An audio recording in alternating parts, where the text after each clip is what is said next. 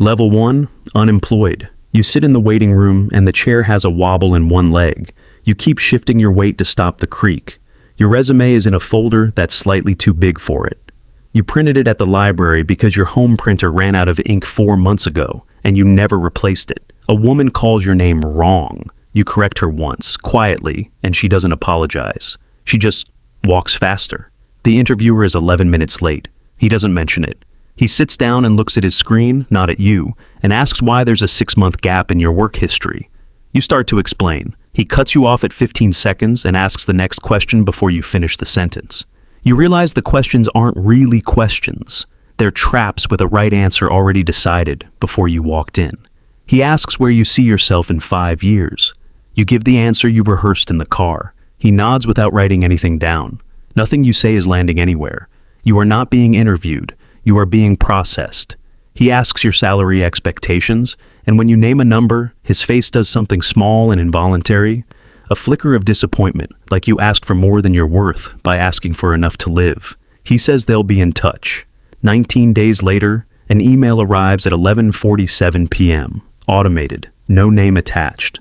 Thank you for your interest. We've moved forward with other candidates. You read it twice standing in your kitchen with the lights off. Like reading it again in the dark might change the sentence. It doesn't. You weren't rejected by a person. You were rejected by a filter, and the person who wrote the questions never even saw your face. Level 2, entry level, employed. You're not unemployed anymore, but the interviews haven't stopped. You're interviewing for the next job while still working the current one, taking calls in your car during lunch with the engine off so nobody hears the AC. The questions are the same shape as before, just delivered with slightly less contempt. Nobody interrupts you mid-sentence now. That alone feels like progress, and you hate that it does. An interviewer asks about a time you handled conflict with a coworker. You give a real answer this time, something that actually happened, and she writes a few words down. You watch her pen move and feel a strange, small joy, like a dog that got thrown a bone it wasn't sure it deserved. She asks if you have any questions for her. Nobody asked you that at level 1. You don't have one ready. You improvise something about team culture, and she answers honestly like your question mattered. You get a rejection again, but this one has a sentence in it that isn't automated. We were impressed with your interview, but went another direction. Someone typed that. Someone thought about you for 4 seconds before hitting send. You don't know if that's supposed to comfort you. It does, a little, and you hate that too. Level 3, mid-career, 6 years in. You stop applying blind. Recruiters find you instead, message you on a platform you barely check, ask if you're open to new opportunities. The first time it happens, you read the message 3 times to make sure it's not a mistake. The interview is scheduled around your calendar, not the other way around. Nobody makes you wait in a lobby with a wobbly chair. You wait in a room with a coffee machine that works and a person offers you water before you ask. The questions change shape entirely. Nobody asks if you can do the job. They ask if you'll like it there.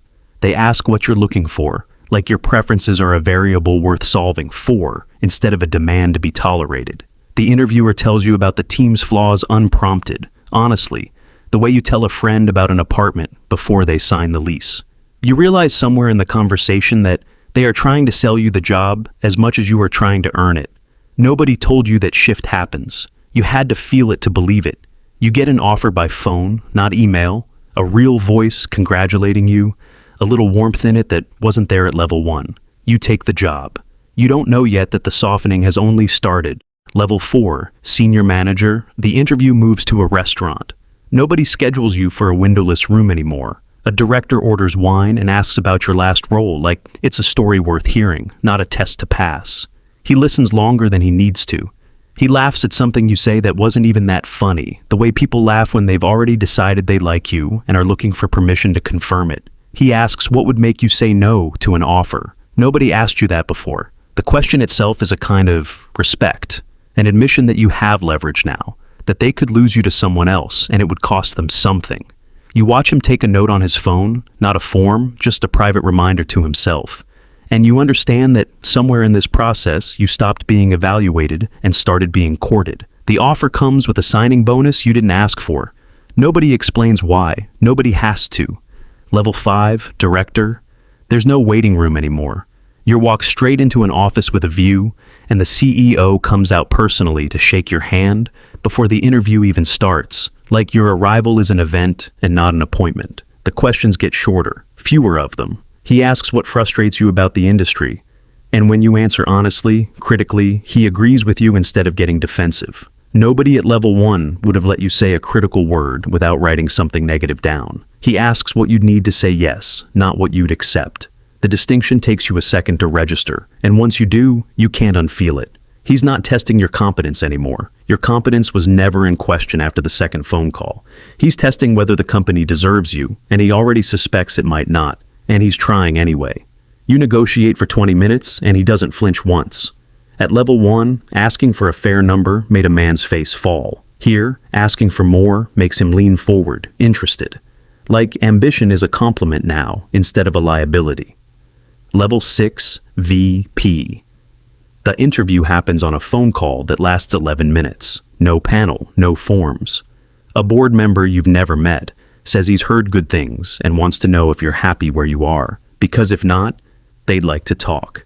There is no test anywhere in the conversation. There is no gap in your resume to explain because nobody looks at your resume. They already know who you are before the call starts. He asks what kind of company you want to help build, not what job you want.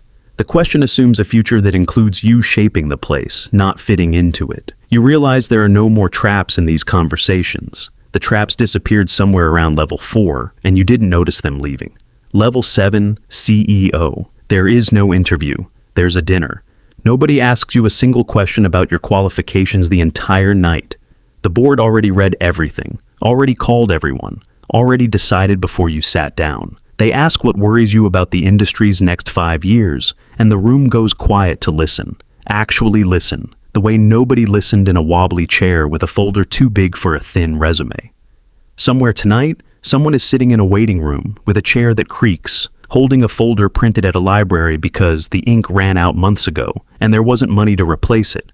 A man is 11 minutes late and won't apologize. He'll cut them off at 15 seconds and ask the next question before the sentence finishes.